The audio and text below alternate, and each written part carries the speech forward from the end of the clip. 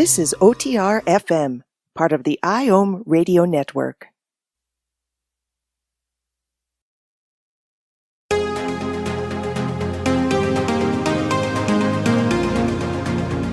Welcome to Cracked, the podcast, the program that slays the dragons of mental health by stripping away the shame, embarrassment, fear, and stigma. Because mental health isn't something that affects just some of us, it applies to all of us. Here to shine a new light on areas of mental health that often go unvisited are your hosts, Rebecca Shaper and Sandie Sedgbeer.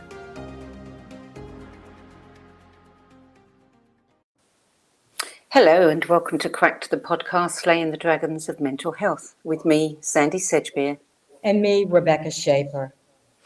Adolescence is a unique and formative time in life, as well as a crucial period for developing and maintaining social and emotional habits that are important for mental well-being. The challenges of being a teenager and raising a teenager are well known, but as we've seen over the past year, those challenges have dramatically escalated. This month is Mental Health Awareness Month, and with us today to discuss how we can support our kids through times of stress, anxiety, depression, and emotional turbulence is practicing clinical psychologist and family and teen therapist Lara Honos-Webb, PhD. Lara is the author of several books on attention deficit disorder and is known for her distinctive reframing of mental illnesses that are commonly conceived as detrimental into gifts that offer exceptional strengths. Dr. Lara Honos-Webb, welcome. I'm so happy to be here with you, Sandie and Rebecca. Glad to have you too. Lara, ADHD, behavior problems, anxiety, depression, these are the most commonly diagnosed mental disorders in children. Now, your new book, 6 Super Skills for Executive Functioning, uses the latest knowledge of adolescent neural development to create tools for teenagers to help them get past their stuck points and learn how to regulate their emotions and mood, improve their focus, enhance their motivation and boost their confidence, which many of them badly need. Mm-hmm. Before we talk about these tools, tell us, what are the stuck points affecting our kids today and what causes them?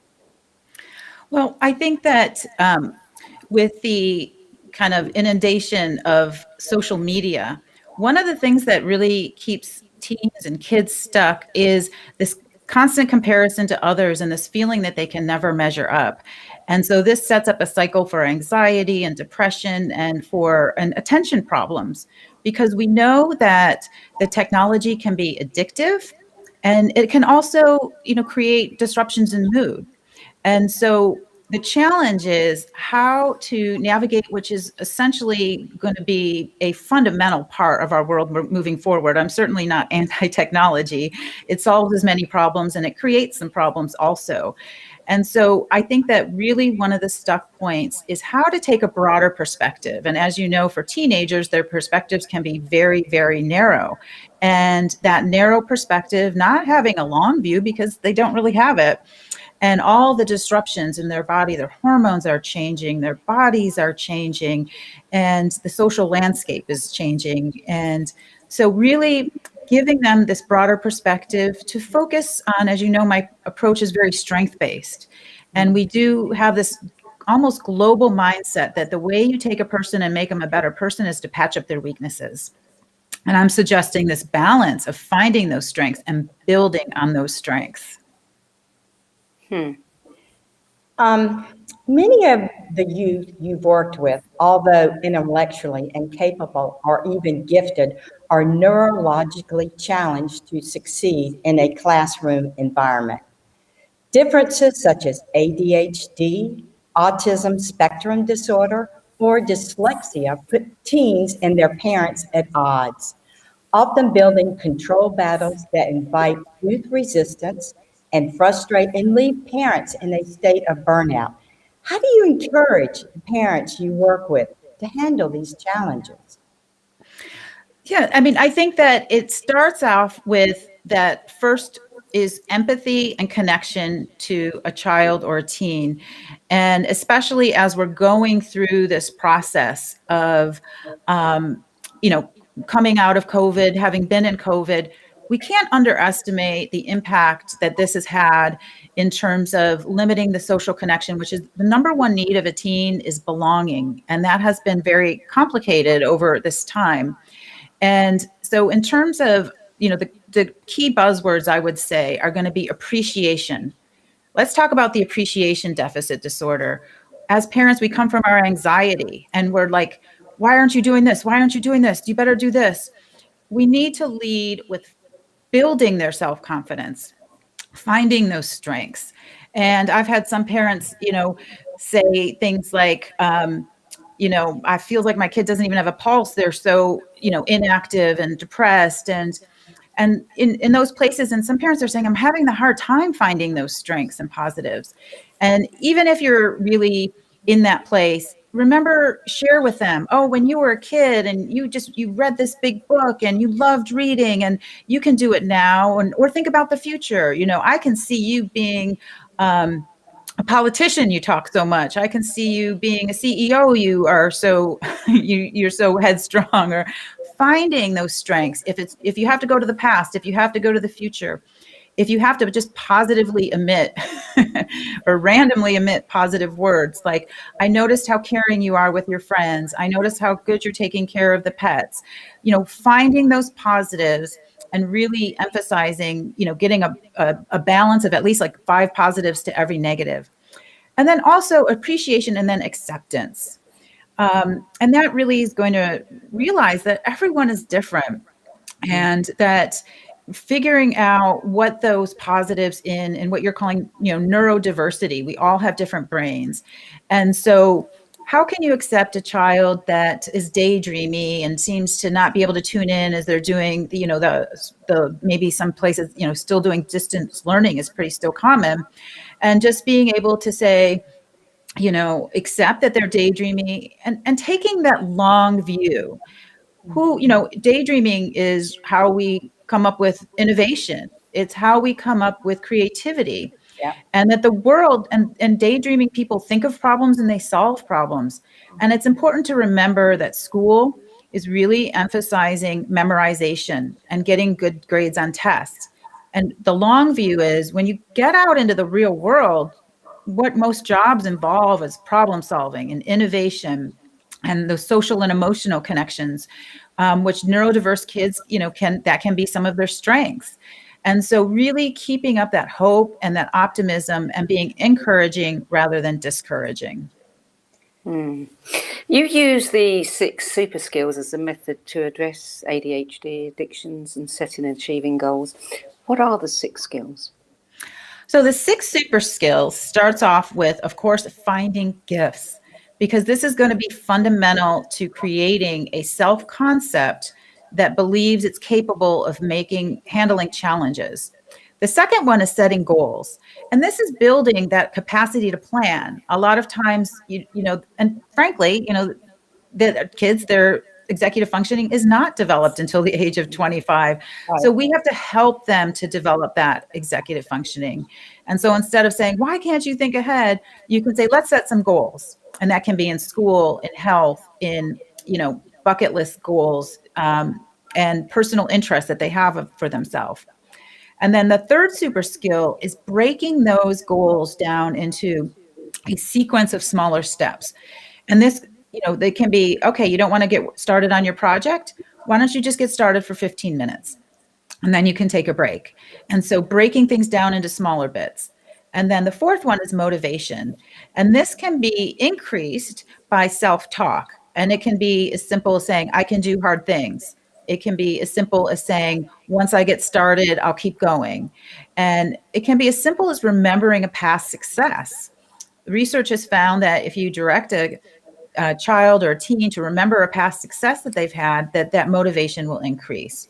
And then the fifth one is mood management. And we can, with the hormones flying, this is going to be, a major concern for almost any child or teen. And parents can really help them by one, validating those emotions, recognizing that it's okay to feel angry and anxious and sad, and helping them to put words onto those emotions. And there's some recent research, and they call it emotional granularity. The more precise the words you use for emotions, the more you can manage them. So adults can really help with that. And then the last one is attention management. And this is based entirely on the science. So for example, the science shows that one of the most important and effective ways of improving attention is exercise. A small amount, it doesn't have to be enough to get into shape. Sleep, of course, stress management, and then time in nature. And taking naps or breaks is important to restore attention, happiness, and of course, limiting technology. Exactly. Anger is a powerful self-learning emotion. Why is it so difficult for teens to manage their emotions? This is where, personally, I feel teenagers become self-destructive because they want to be seen and heard. Could you talk about flexibility, thinking, impulse control, and emotional regulation? And also, could you give us examples as well? Yeah, that's a great question. And in terms of, let's take anger. As you're saying, that one of the ways of managing it is to take this broader perspective and to use flexible thinking. And it could be, why did my friends, they look at Snapchat and they see that their friends are together and they weren't invited. And there's this immediate anger, like they don't like me. And then, a teen may go to, I don't have any friends, although it's just one, post on Snapchat. And so the flexible thinking could be to say, first of all, we want to validate that emotion and help them to accept it. I'm angry, I feel hurt, and help them have those labels. But then the flexible thinking could be, why else would they have all been together and you not be invited? And it may be that they were, studying together and they decided to go out afterwards. It could be that has nothing to do with them not liking you, that they, that just happened to be a different situation. Or it may be that maybe someone doesn't like you. What does that mean? I mean, that maybe some people think you're bossy, but some people think that they love your leadership skills. Mm-hmm. And so really, again, this acceptance of that anger, and that it's healthy to feel anger, to say, I have to feel it to heal it, but also I can take this broader perspective.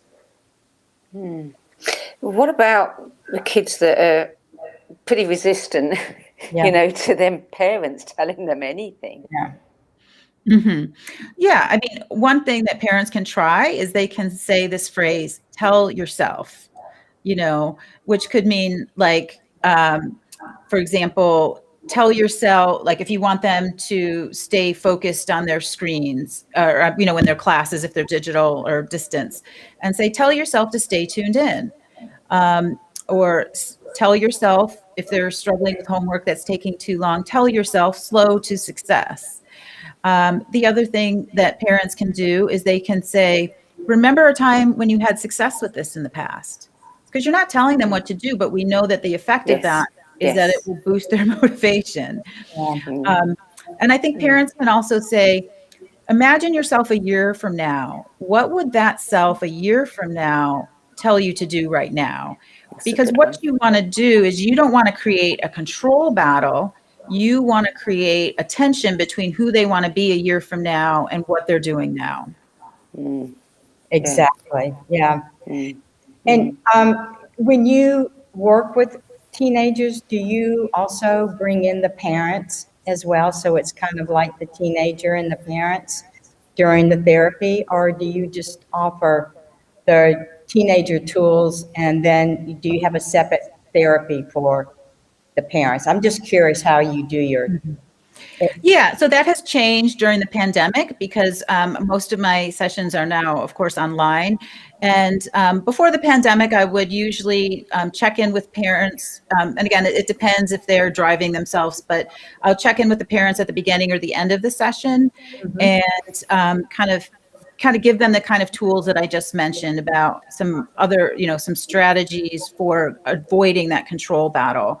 And so there usually be a check-in point at the beginning or end of a session. Do you find they're more receptive when the parents aren't present? Are not? Yeah. Yes. Present. Yeah. I think that, that they definitely feel like that they are more free to speak, and that they'll maybe be more honest and kind of let it and talk about their anger towards their parents. Yeah. And that's a learning process for parents, that it is a developmentally normal for your kids and your teens to be angry at you, and that's healthy. And you can say to them, it's okay to be angry.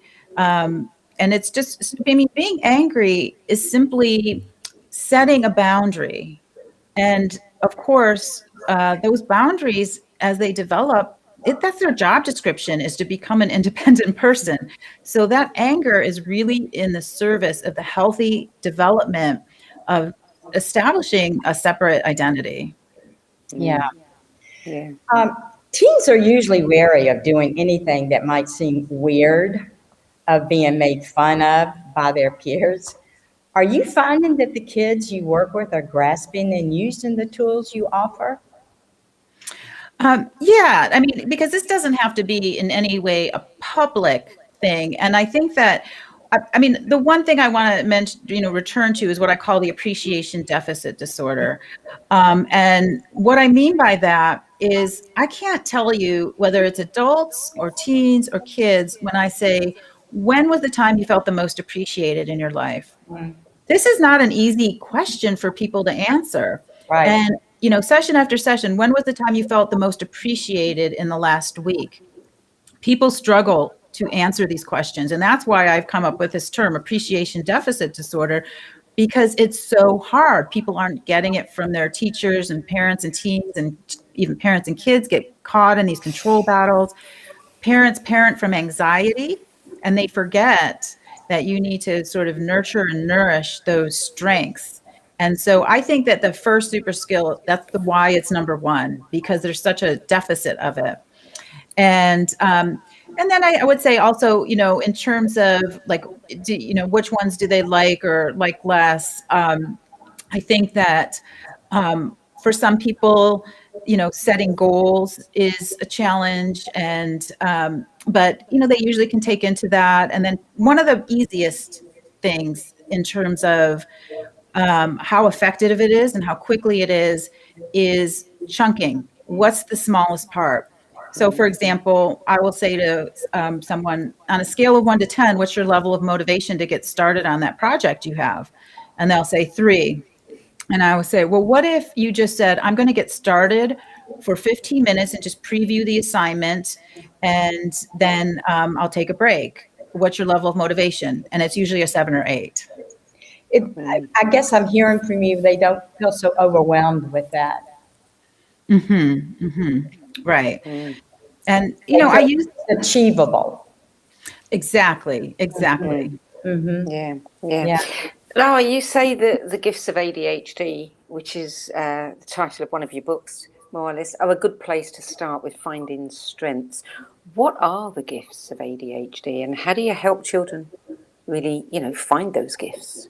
Yeah. So if you think about it, when we talk about attention deficit disorder, we're talking about a state of unfocus. And what we know is that there are many parts of our lives that depend on that unfocus. So, for example, creativity. When you look at the stages of creativity, the first one is preparation, but the second one is incubation. And what does that mean? It means kind of like just sitting on it. And so in a state of unfocus, and then an inspiration, that comes from this place of unfocus, and also not only creativity, but also this is where people come up with new ideas, and again, and also that it affects, as you can imagine, the emotional intensity also. So our emotional intensity comes from being present and kind of tuned in somatically and knowing what we're feeling in our body. And that would be very different from memorizing and focusing on a stream of conversation. And so that's emotional sensitivity. And then also empathy. when a lot of kids are not paying attention in a class, they may say, oh, I'm really tuned into what's going on with the kids, or I noticed the teacher looked stressed.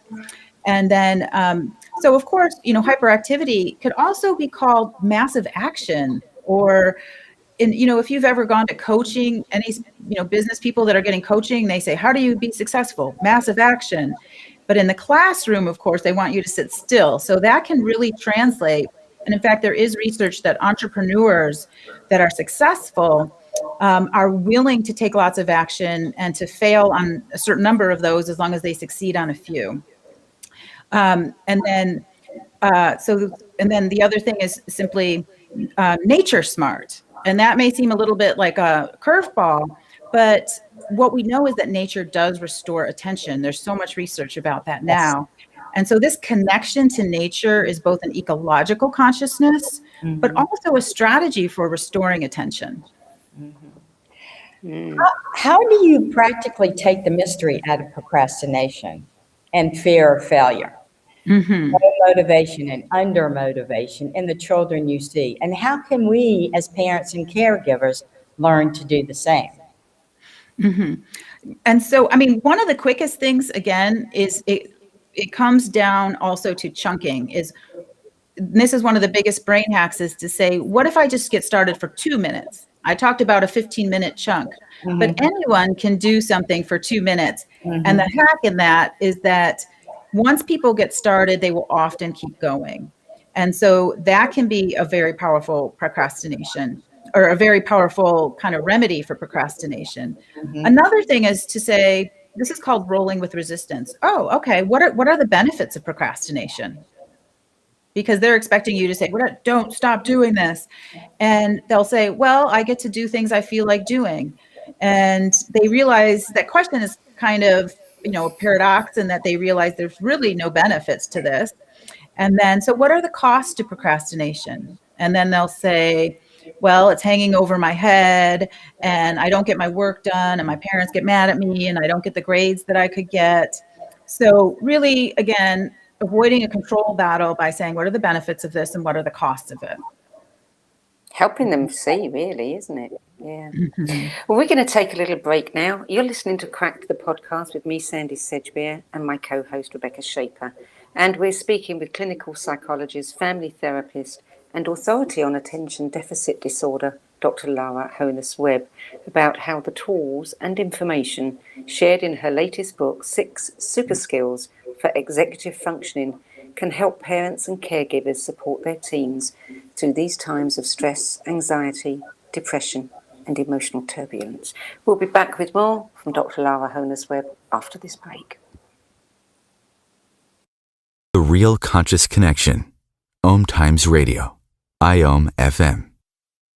Om Times Magazine is one of the leading online content providers of positivity, wellness, and personal empowerment. A philanthropic organization, their net proceeds are funneled to support worldwide charity initiatives via Humanity Healing International. Through their commitment to creating community and providing conscious content, they aspire to uplift humanity on a global scale. Om Times, co-creating a more conscious lifestyle. Hello, I'm Sandie Sedgbeer, host of Om Times Magazine's flagship radio show, What is Going Om. My passion is sifting through information, research, and innovations from New Thought teachers, speakers, and researchers, pushing back the boundaries of what we know about life, energy, metaphysics, and the universe. I love shifting perceptions about who we are, why we're here, and how quickly impossible becomes normal when we open our minds, expand our awareness, and accept that the only limits that exist are those we place upon ourselves. So if you're the kind of forward-thinking, eager investigator of what lies beyond the current reality that most perceive, why not make a date to come play with me in the field of possibilities at 4 p.m. Pacific Time, 7 p.m. Eastern Time every Thursday, and together we can discover what's really going on.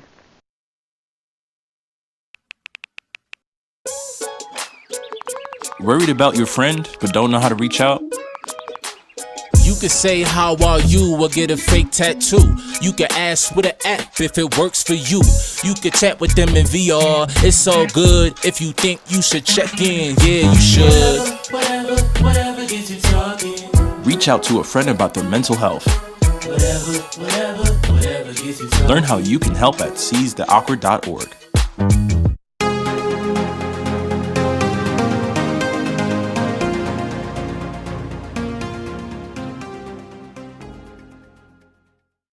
Welcome back.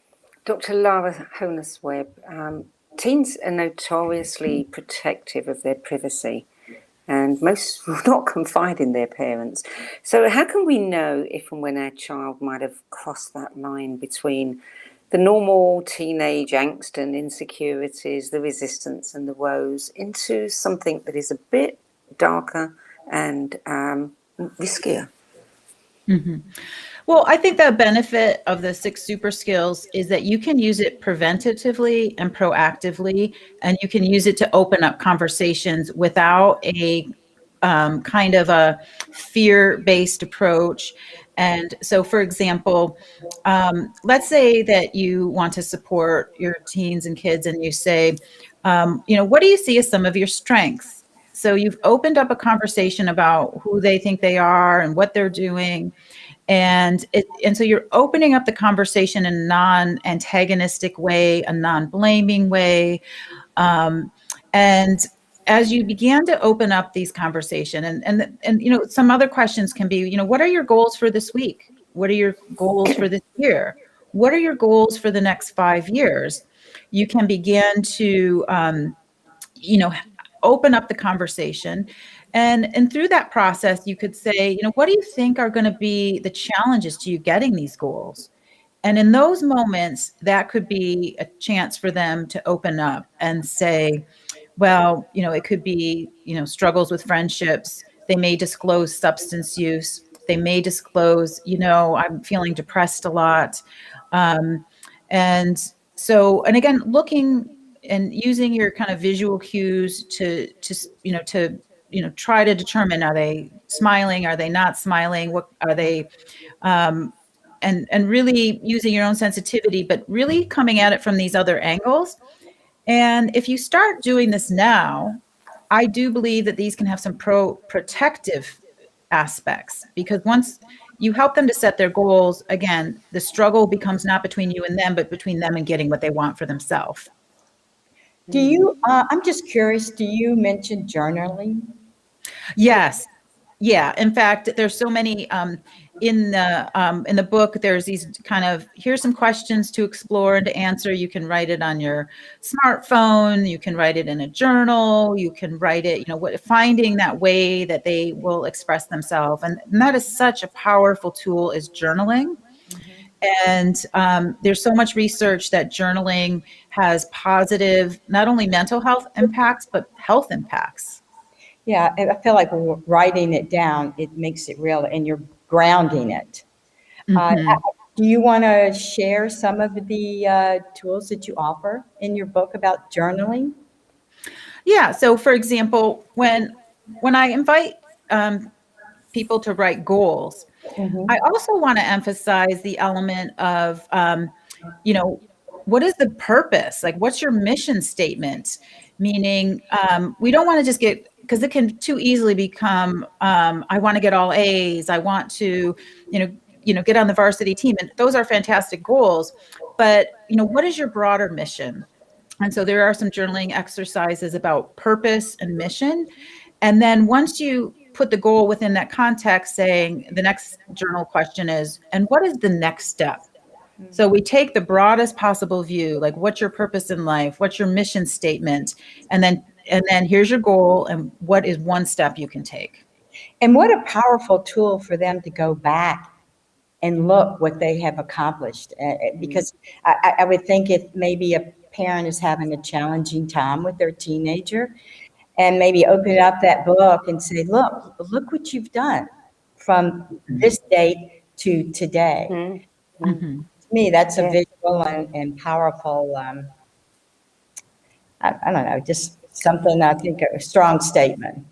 Yeah. And I mean, people are really creative. I've had some families get out a journal that was like out in the public, and that it was, the mother would write what happened in their day, or a brother or parent, and then the child would write what happened in their day. And so there's this kind of open source journaling where the family can communicate. And so there, people can get really creative for how and they're going to use journaling. I'm going to ask another curious question on the journaling. Do you find that the parent and the child can communicate sometimes better just to journal each other their thoughts versus verbally talking about it? I don't know. It's just a thought I had. Yes. Yeah, I do think that is the case. And in fact, some people started these kind of, conversational journals when, before COVID, when one parent would be working and wouldn't be able to be there, and that, lives were so busy that they were really kind of keeping in touch that way. And so, yes, I think that people can, that we do know that writing, it has this ability to, we dive a little bit deeper because we're not doing the impression management, we're not protecting ourselves as much, and we can write for as long as we want without the other person maybe interrupting or looking at their facial expressions. I think what you're talking about is giving kids as many open-ended opportunities where if there is something bothering them, there's the perfect little place for them to bring it forth. Yeah. Mm-hmm. Also, you write about the benefits of using the 4 Ps, healing depression, one of which is power.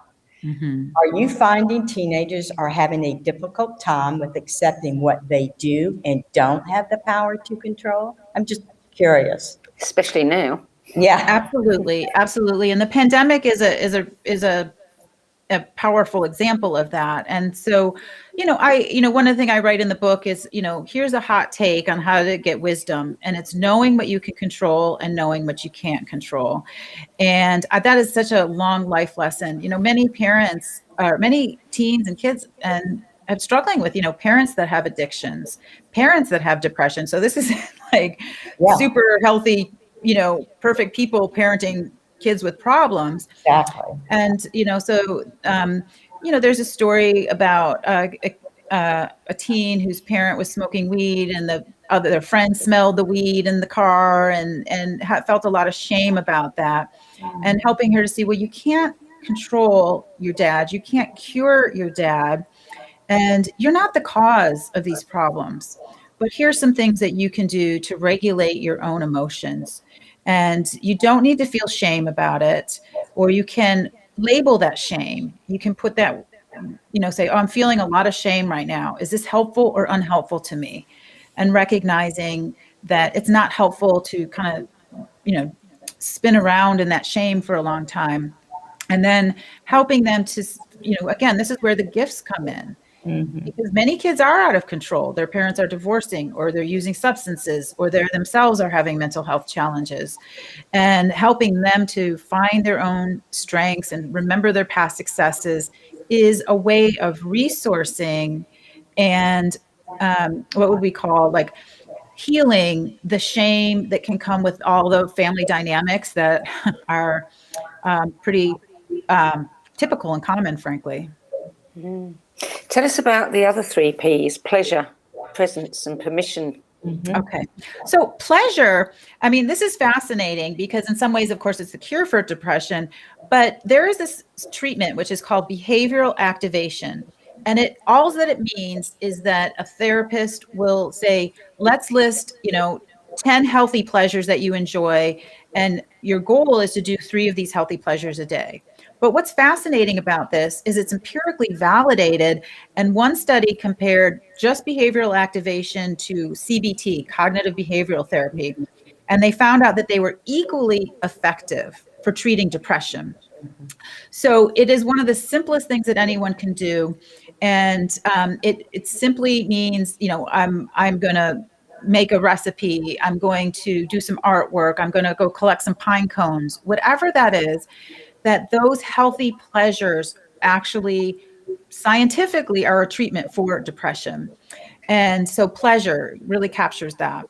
And then permission has to do with overcoming all of the shoulds, and it can mean permission to For example, when I guide kids to write about their, purpose and their mission in life, I mean, I don't think people will be surprised to know that so many times they get messages about what they should do, and they find out that, really, I would be more interested in this pathway rather than what your parents want you to do. Or I'm not saying they shouldn't listen to their parents, but and for some people that it can just simply be permission to take a break, that they're driving themselves so hard, they don't realize that restoring your attention is really fundamental to keeping that focus.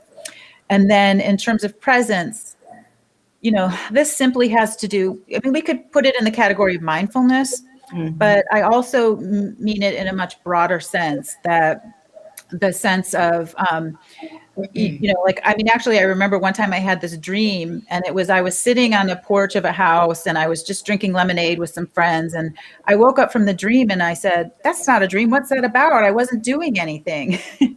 And I really had this insight that just like sitting on a porch and drinking lemonade and just enjoying, life, that is life.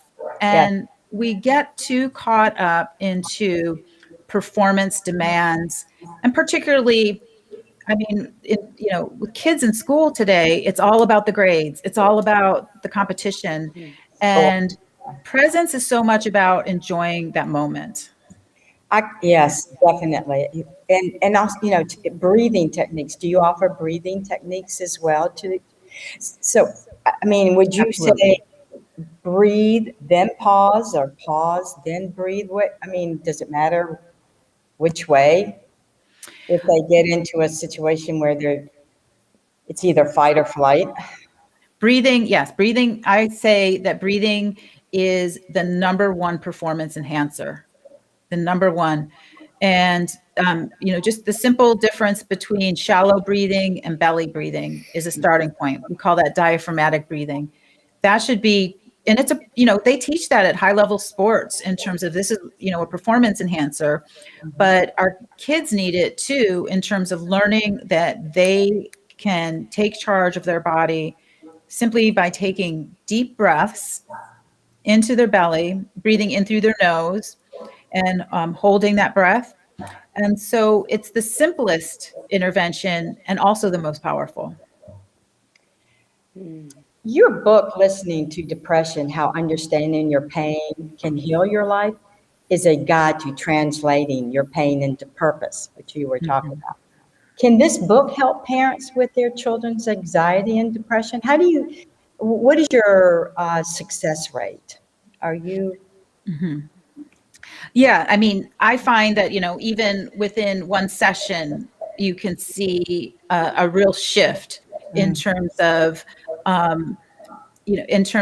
we're talking about, whether it be permission, pleasure, presence, or power, so that you can see these dramatic changes when, it can be as simple as this, what makes, because again, we almost have to like redirect their attention, because those negative emotions can become in their own way, like addictive in some ways, that we're creating a neural pathway where that becomes the main default almost.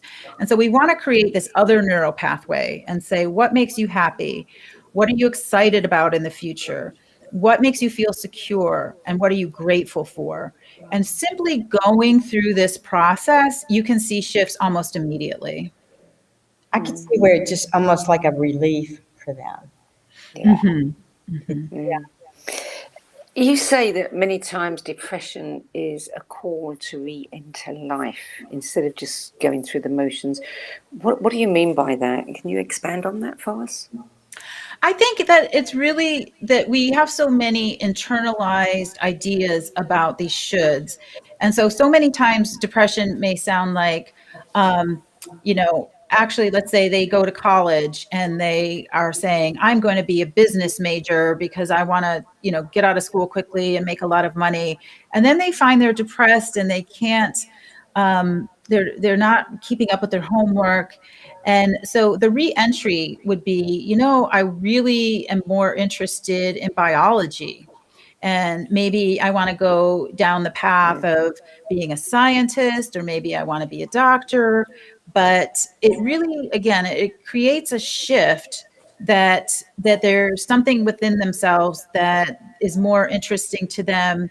And, I also want to kind of call out, I know that there's been this backlash against do what you love, because there's been some, maybe some people got college degrees and then they said, I want to be a pastry chef. And parents said, don't do what you love. But we can downgrade that to do what you're interested in. And in fact, when I talk about the science of attention management, interest is actually a synonym for attention. And so they are the same thing. And so when you're interested in something, you can pay attention. And so that it can be that, in that depression, when it's harder to focus and harder to pay attention, you're like, okay, what comes easy to me? And you begin to find what is most in alignment with your interests and your personality type. And, and I also like to remind parents that other than rocket science or genetic engineering, one of the biggest predictors of success in life is that social and emotional skills. And so if it turns out that your kid isn't going to be a rocket scientist, there's such a pathway for success for them in life. There's been quite a lot of talk recently, I don't know about in the US, but in the UK, from Saatchis and different kinds of large companies saying that what they're looking for now in the kids, coming in to the business world are the social and emotional skills, not the, academic qualifications. And yet the schools are still so focused on grades and not necessarily, the ESL. Exactly. And so hopefully that's encouraging what you're saying. And hopefully that message gets out, that the businesses will say, we want to see, the social and emotional skills. And I think there's no question that the overfocus on grades is problematic in the sense that what we know about the brain development is that chronic stress, as you're setting your brain up for depression and anxiety. And so you're changing the brain. And, some research that came out before the pandemic was showing that when they look at college students, 20% of them had mental health challenges. But the one number that was very shocking to me was 9% were reporting that they had attempted suicide. And these are students already in college. And so and I can't, we don't know how and why those numbers are so high. And so again, this was before the pandemic, those numbers came out. But we have to wonder if every test you take is, promoting this fight or flight response. It's like, it's like our nervous system evolved to be nervous. And yet here we have every day a test or a homework assignment or this, that it's like, imagine that it's like you're confronting a lion in the jungle every day. Yeah. What would you like to see change? I think that when we talk about change, I have to say I'm an educational nonconformist. So I actually think that certainly in elementary school, and I will say the research does support this, there shouldn't be homework. I'm just going to say that. I agree. And to be honest, I'm with you. To be honest with you, I sent my kids to a school that had no homework in elementary school. I made that choice.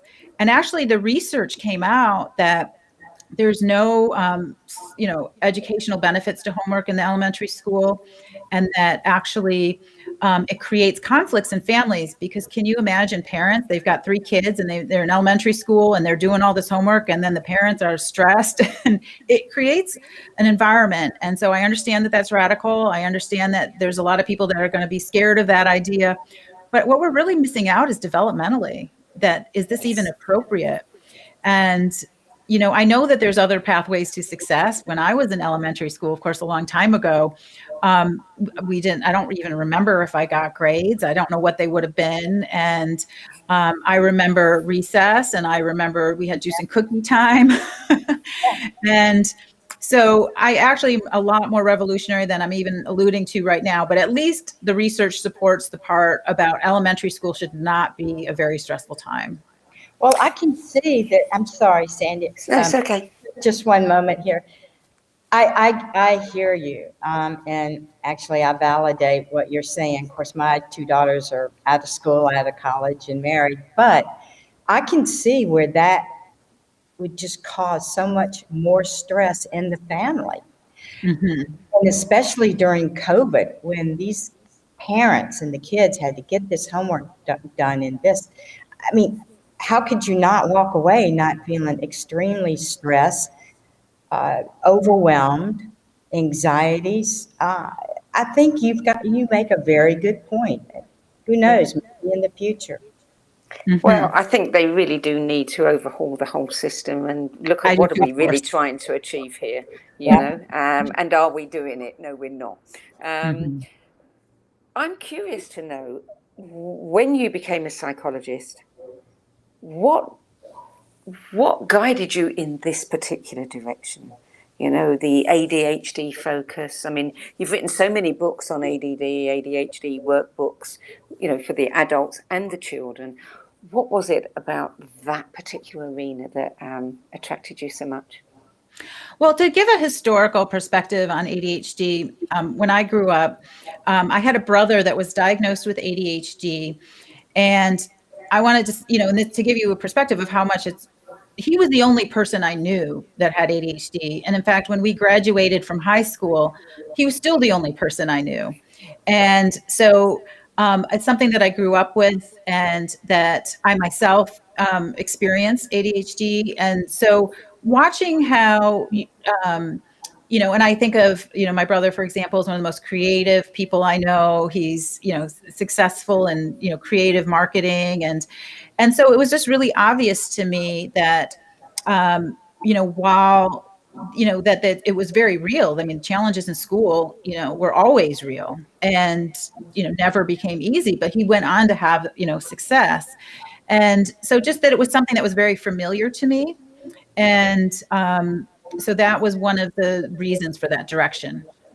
You know, I mean, I know a number of kids who have been diagnosed with ADHD, including my own grandson, and there is nothing wrong with his attention when he's engaged. It's when he's, you know, listening to somebody who is not engaging him that his attention wanders. And I think we, you know, same for all of us. Yeah. But the thing about ADHD that, you know, I think it was Tom Hartman in the Edison gene. He talked about this being the creative gene. And, yes, you know, we can't drug the creative gene out of our kids. And it's not that they can't focus. It's that they notice everything. They focus on everything, you know. So I really do think that many of these things are blanket, you know, excuses for something that we don't want to look at, which is, you know, we're just not educating the children or engaging them in a way that's going to help them.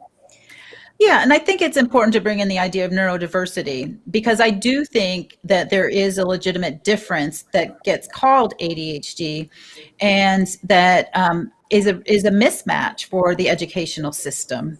And so I do think that there, you know, for example, there is this gene which is called the nomad gene, and they so if you imagine that some percentage of the population has ancestors that whenever they saw a horizon, they ran for it. And that was a wonderful way to find more resources. And how hard that is for them to be in an educational system where the focus is on memorization and, you know, as they get older, and that as the, you know, the kind of teaching to the test versus, you know, increasing this curiosity. And, you know, I mean, school could be, I mean, it's wonderful to learn about the world, but if it becomes about what grade did you get? What grade did you get? And I mean, I hear stories that, you know, even in elementary school, parents will say to other kids, what grade did you get on the quiz today? And, you know, so there's this kind of culture of it's all about the grades. And I think the younger they are, the less appropriate that is, because I actually believe that if you can instill a love of learning, that you will have successful students when you love learning. And I've always had that, and that's what has really got me through, that curiosity and loving to learn new things. And somehow that has not become a priority. But I'm just kids curious. are natural learners, aren't they? Yeah. They are natural learners, just if they're interested. Mm-hmm. Sorry, Rebecca. No, that's fine. What are your thoughts on medication? I have a lot of flexible thinking about medication because, I see, for some people as adults they need that to support their family. But of course, I also see the other side of it, which are, some serious side effects. And of course, that the older the teens get, there is, can become abuse or addiction to the medication. So I have flexible thinking about that. Yeah. Yeah. We have about 5 minutes left. I want to ask you about the programs that you offer for parents and kids. I know you have a variety of them. Could you speak to those for a bit? Yeah, so I do have a program, video program for parents to interact with their kids in a way that they're building these super skills. And so it helps them to, learn about them and learn how to start conversations with their kids or teens to begin to focus on these. And so I have one program for that. I also have one which is mostly, for adults, teens could use it, which is just bite-sized chunks of guidance for 5 days a week for 6 weeks. And so, for example, one day it might say, what's your highest priority for today? And what's your highest priority for this week?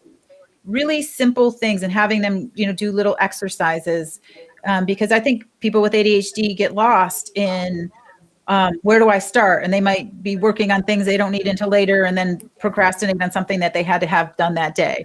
So really simple guidance, and also through some of the basics in terms of time in nature restores attention, and some suggestions for exercise, getting out in nature. How do you engage with that? And so it's just kind of a bite-sized chunks of guidance and direction, and lots of additional resources, including some videos and some audios of interviews with other people. I know you mentioned a little bit about the social media at the beginning of the podcast, but I do have a question about social media. Instead of having face-to-face conversations, teens today are using social media to communicate. Mm-hmm. What helpful hints can you give parents to help guide their teenager with better coping and communication skills? Mm-hmm. Yeah, and I think that it comes back again to being able, you can almost take each of the super skills and say, if they feel hurt by something, okay, well, what are your strengths? What are some other reasons that, you can be successful? What are some reasons that they're wrong? And then setting goals, it may be, why don't you set a goal to limit your social media use to, maybe 1 hour a day? And we know that these teens, they have their phones next to them and pinging throughout the night. Right. Yeah. So setting some limits and so the difference is between a power struggle would be like, you can only use your phone this amount of time. And of course, parents can and should set some limits, but having part of that conversation be, what's your goal? I notice you're really upset when these things happen. Why don't you limit your use? And what would be your goal? And then use that as a starting point for whatever limits you want to set. Do you find that maybe the teens are trying to communicate with another teen to get that support? I'm just curious, through the phone or whatever.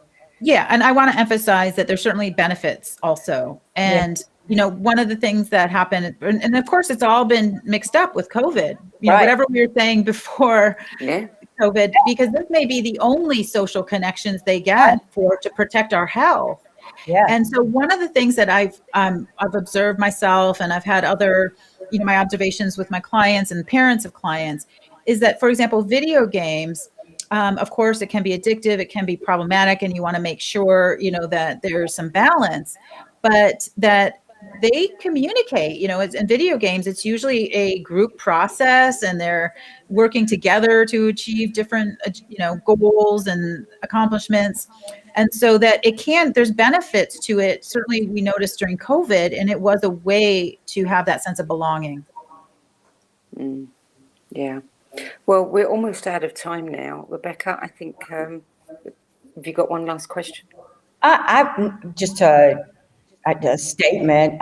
Just would like to say in closing, I'd just like to remind everyone that while May is designated as Mental Health Awareness Month, we need to be mindful and caring of this important part of our health and well-being, and that our children all year round, and adults as well. I mean, this is ongoing. It's just not the month of May. Yeah. And that's why we're Absolutely. here, to help bring Yeah. more awareness. And thank you so much for being here. And I really enjoyed this conversation with you. Lara, is there any last quick thing that you want to add? Just if you walk away from this conversation and you can only think of 2 words, think of appreciation and acceptance. We really have to connect with the teens and our kids and accept the developmental challenges are all very real, and we all have different brains, all kinds of minds. We need to respect all kinds of minds, neurodiversity. Absolutely. Well said. Yeah. Well, Dr. Lara Honos-Webb, thank you so much for joining us. Thank you. And 6 Super Skills for Executive Functioning is published by Harbinger. And while the book is written for teens with executive functioning challenges, because young adults don't fully develop their prefrontal cortex until 25, these skills will be helpful for all teens. So don't think that it's only for kids that have got challenges. I mean, I've certainly learned an awful lot from what you've been telling us. There's so many tips and ways to talk to children. So you can learn more about Dr. Honos-Webb's courses, programs and books at addisagift.com. And that's it for today. We'll be back in 2 weeks with another episode of Crack the Podcast. Till then, it's goodbye from me. And goodbye from me. And don't forget, there's a crack in everything. It's where the light gets in. Mm-hmm.